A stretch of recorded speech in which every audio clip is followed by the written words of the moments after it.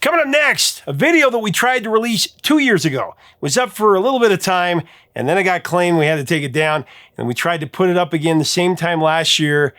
Same thing happened before we could even release it. So we made some adjustments, but due to its subject and its history of trouble, we're only going to have it up for a short time. But let's see if it stays up first. It's the story of an artist that we lost on Christmas Day in 2016. Back in the 80s, he was obsessed with dominating the charts. His goal in 1984 was to score 4 #1 singles, and by November of that year, he and his musical partner had 3. With time running out, he pulled out a surefire hit he wrote in the middle of watching a football game on TV, and he was certain it would be #1. It was a holiday song, and it couldn't miss, but it ran into the biggest song ever on the charts and had to settle for #2. Here's the thing, though. He actually sang a small part on that song, too, so he sang on the top 2 songs on the countdown, but his own song was kept out of #1. It would become one of the biggest songs ever, though, with 4 billion streams. And to think it was only a promotional single here in America, but it was huge. The big surprise, though, is it actually ended up hitting #1 37 years later. Merry Christmas. Hope you enjoy it. Merry Christmas from Professor of Rock. Hey, music junkies, Professor of Rock, always here to celebrate the greatest artists and the greatest songs of all time. So today, we're getting into the holiday spirit with one of the most essential December pop tracks ever recorded. Written and produced by the late, great George Michael, and a favorite of every 80s kid, around the holidays especially. It's Last Christmas from his days with Andrew Ridgeley and Wham!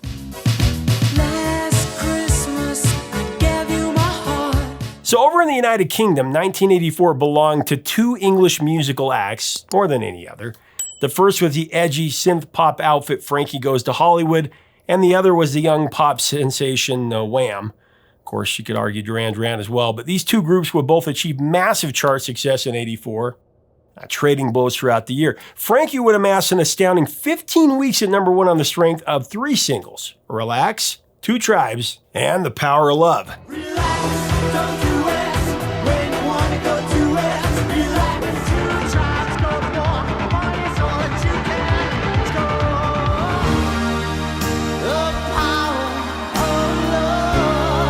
Wham with an exclamation mark, for their part would score 8 weeks at the #1 spot, also with 3 singles. There was Wake Me Up Before You Go, Careless, Whisper, and Freedom. Great songs. Hard to believe it's been 40 years, but other top of the chart contenders in '84, Duran Duran, Lionel Richie, and Stevie Wonder also made their mark. But for George Michael, none of what anyone else was doing mattered.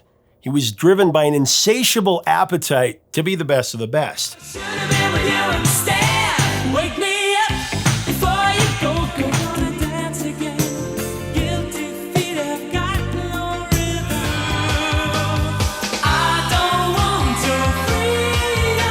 In fact, according to Andrew Ridgeley, George's entire identity was tied to success. He said, and I quote, "For George, chart position was the ultimate validation of his talent. To get to #1, that really mattered to him. George needed success as a songwriter for personal affirmation," end of quote. Frankie Goes to Hollywood, it would prove to be Wham's biggest obstacle and rival for the pinnacle. They made a big splash in early '84 when their controversial song Relax reached the top of the charts. That was January 28th. It stayed there until March.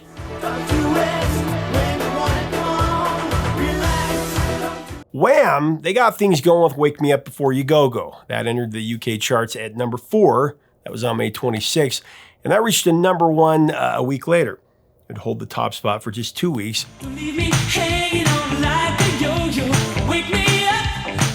However, Frankie returned to the charts with 2 Tribes on June 16th, and they knocked Wham off their perch in the process. 2 Tribes would hold at #1 for 9 straight weeks. It was a beast.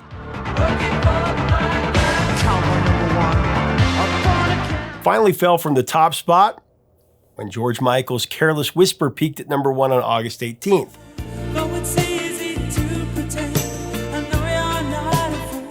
Without a doubt, George Michael enjoyed this competition. He thrived on the challenge of writing and producing commercial radio hits, and took more than a little pride in knocking other chart-topping artists off their perch. In total, Careless Whisper spent 3 weeks at #1.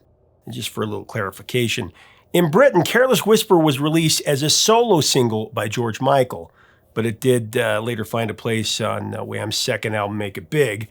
Later in December, when Wham broke in America, Careless Whisper was released under the name Wham featuring George Michael.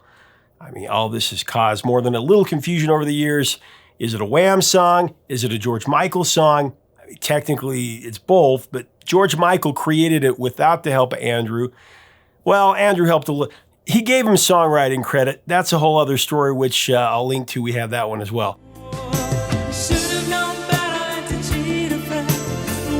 The competition between Frankie and Wham went on for most of the year. On October 13th, Wham returned to the charts again with a new single. This time it was Freedom, to promote the release of Make It Big on November 5th.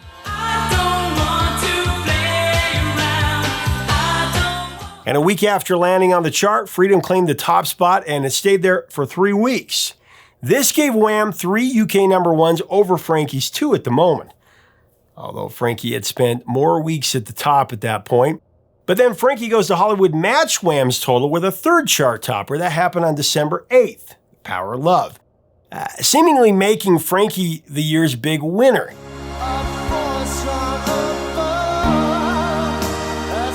But George Michael had a secret. He had a surefire number 1 hit up his sleeve that nobody knew about it. It wasn't on Make It Big, but it was guaranteed to give George Michael the last laugh. Already recorded back in August at London's Advision Studios, the song was Last Christmas, and it was perfect timing. It was about to be December.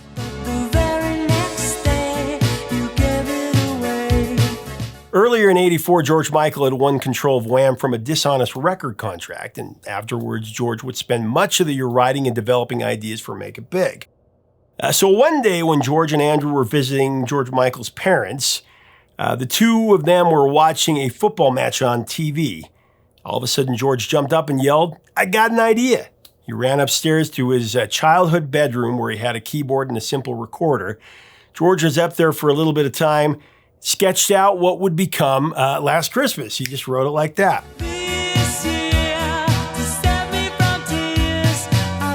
It was as if he had discovered gold. "I've done it," said George. "We're going to have 4 number 1 hits this year, and we're going to have a Christmas number 1. The coveted Christmas number 1 that every artist in Britain vies for. George played Andrew the song's intro and the irresistible chorus melody.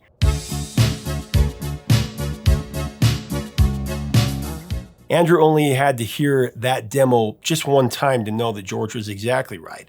Last Christmas was going to be a huge hit.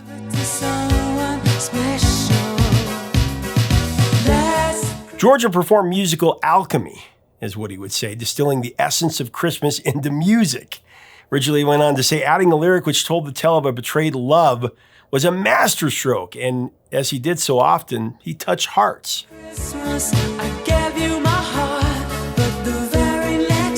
For those of you who haven't heard Last Christmas every December since its inception in the 80s, the song is actually less about Christmas and more about a breakup that happened at Christmas.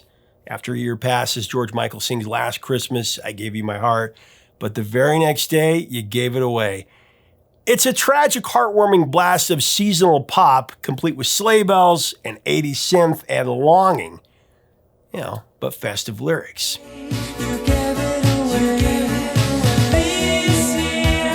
So while they waited for the song's approaching December release date, George and Andrew kept busy shooting a music video for this song. The Last Christmas video was the perfect Christmas fantasy. A winter holiday with friends in Saas-Fee, Switzerland, high in the Alps.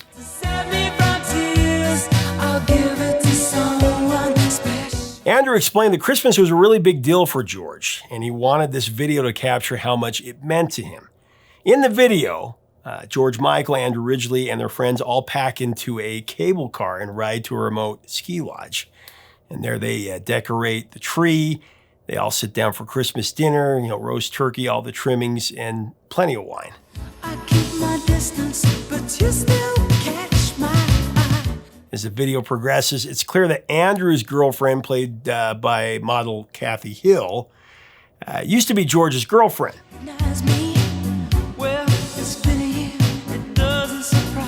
There's plenty of pouting and longing glances. In a flashback scene, we see George giving Kathy a brooch that she's still wearing this Christmas.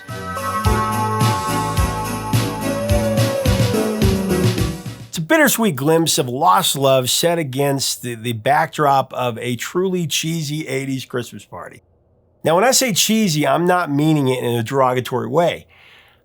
Everybody loves cheese. In fact, I love an interview I did with Dennis DeYoung, formerly of Styx. He said, I don't get why cheesy is a bad thing. Everybody loves cheese, and it's true.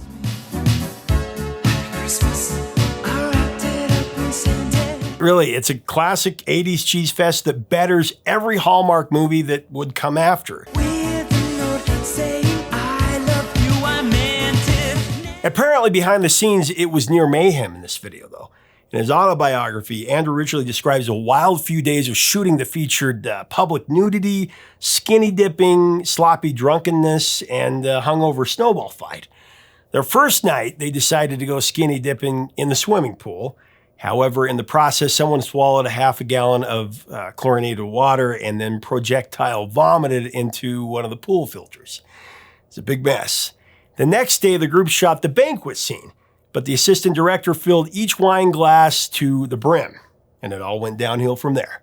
By the end of the day's shoot, Andrew was so sloshed and rowdy that the director had to kick him out of the room. And then hungover from the previous day, the friends did their best to stage a snowball fight. And then as the day drew to a close, I guess they had a drunken, naked race around the lodge's balconies. They were dressed in only snow boots, and they hurdled the balcony walls.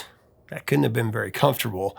The finish line ended just outside the director's room where he was having an intimate moment with his wife. When she looked up and screamed at the sight of naked bums pressed up against the glass. Said Andrew about it, it was a remarkable thing that the video even got made, actually. Despite the behind-the-scenes mischief, though, the Last Christmas video, a smashing success. It would go on to become one of the best-remembered videos of the 80s. Maybe the most infamous Christmas music video ever. I think it's got almost like 800 million views or something on YouTube.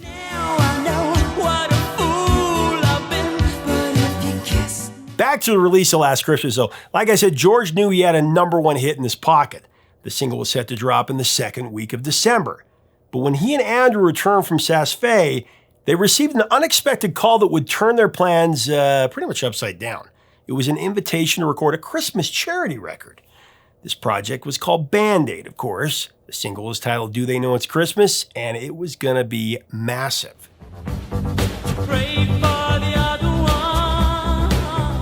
Now, we've covered the details of this incredible story in previous episodes, including exclusive interviews with some of the artists involved. But in brief, when Bob Geldof of the Boomtown Rats saw pictures of the famine happening in Ethiopia, he was deeply affected. He wanted to help, so he reached out to his peers in the music community and with Ultravox's Midjur, organized a charity single to raise money to feed Ethiopia's starving people. Along with George Michael, the illustrious supergroup included Sting, Tony Hadley of Spandau Ballet, Bono of U2, Simon Le Bon of Duran Duran, Boy George, Phil Collins, Paul Young, and so many others. Just the sheer star power alone guaranteed that this track would be a monster hit. Thank God that it was.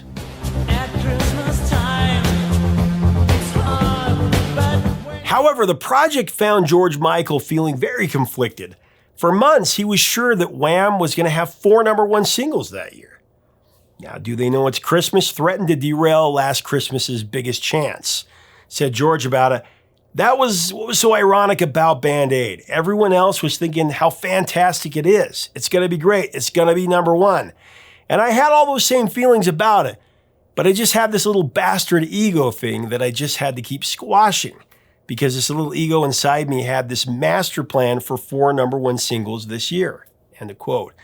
George would say that he wanted to be an altruist, but that bastard insecure little thing in him, his words, wouldn't leave him alone.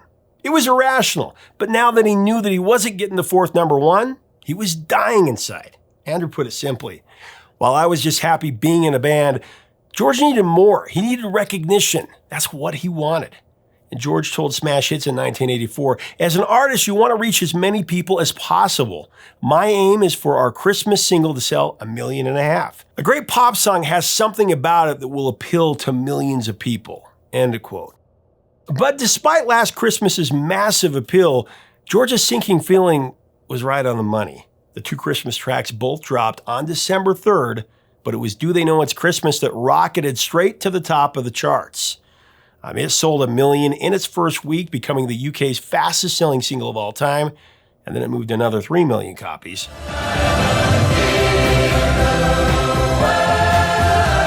Last Christmas, well, it'd have to settle for number 2. That's exactly where it stayed for 5 weeks in a row, with Do They Know It's Christmas ahead of it the entire time. Now, despite George's disappointment, Wham generously donated every last penny that Last Christmas earned to the African Relief Funds, and it went a long way in assisting Band Aid to help ease the effects of the famine. A lot of people don't realize that. George Michael did stuff like that all the time. Here in the U.S., Last Christmas, it didn't chart on the Hot 100 during its 1984 release, actually, because it was only available as a promotional single, but it was played to death. Now, I know you'd fool me again. In a clever marketing ploy, though, Wham's label added Everything She Wants to Last Christmas to make the single a double A side.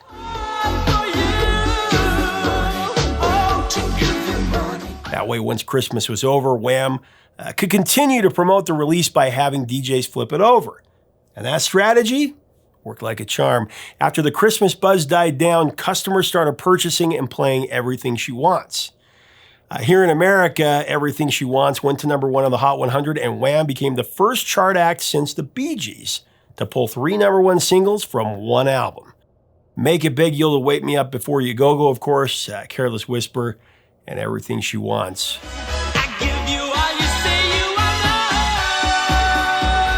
The trio of singles topped the Hot 100 in a 6-month period between November of 84 and May of 85. However, the story wouldn't end there. In the decades that followed, Last Christmas became a December phenomenon. Thing about Christmas songs, right? Year in and year out, without question, it was one of the biggest pop Christmas songs to ever grace this planet. I'll get into numbers in just a minute. First, let's talk about pop culture.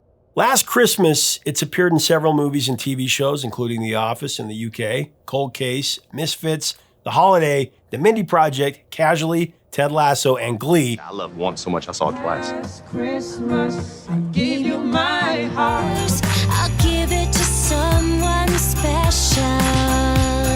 Then in 2019, Last Christmas became a movie.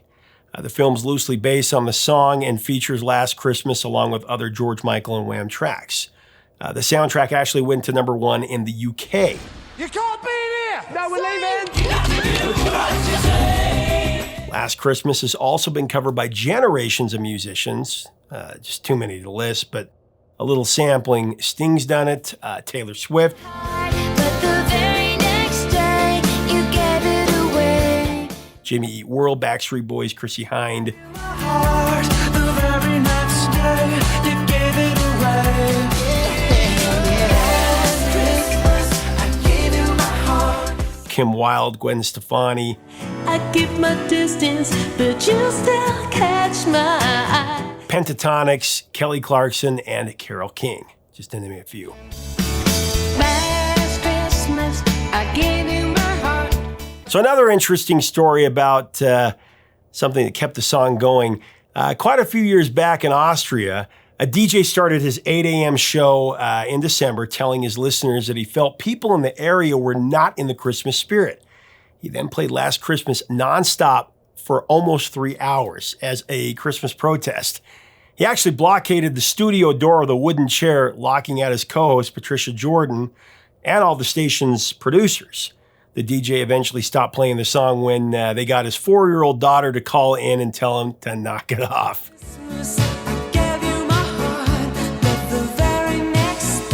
So with the passage of time, Last Christmas has become a permanent fixture on the end of the year airwaves. It'll probably stay that way really until the end of time. It really is the definitive pop Christmas song from the 80s. It's far outpaced its one-time competitor, Do They Know It's Christmas? A lot of people don't know that. Last Christmas has turned in just under 3 billion streams, when you count Spotify and YouTube and all the other streaming entities.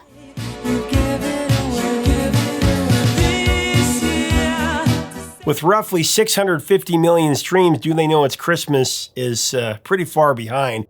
And actually, Last Christmas streaming numbers even beat out the rest of Wham and George Michael's catalog altogether. I mean, you would think Careless Whisper would be right there, but it's beating that. Careless Whisper, I think, has about 2.3 billion. Anyway, here in America, Last Christmas finally charted on the Hot 100 for the first time after George Michael's unexpected death on Christmas Day in 2016. It debuted on the Billboard chart a week later, then reached the top 40 for the first time in 2018, where it went to number 34. And then in January 2023, Last Christmas climbed to number 4 on the Hot 100.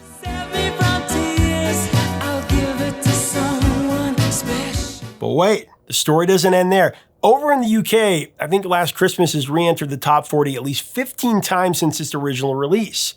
It's broken the top 10 no fewer than 6 times.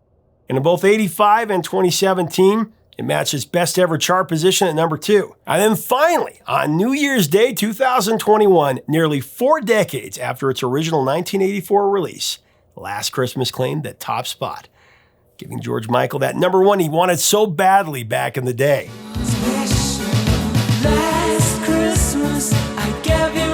I gotta imagine that he was smiling on the other side, when that happened. In a way, I guess you could say George Michael made the ultimate sacrifice for his art. With his death on Christmas Day, fans came out in droves to honor his memory, thus reinvigorating Last Christmas and putting it on a trajectory to the top of the UK charts. What a swan song. Every Christmas, we get to celebrate George's genius. I love it.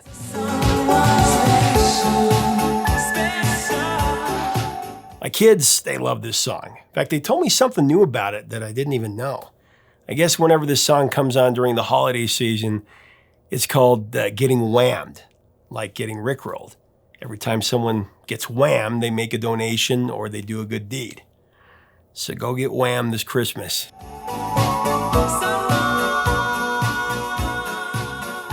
Hey, thanks so much for watching.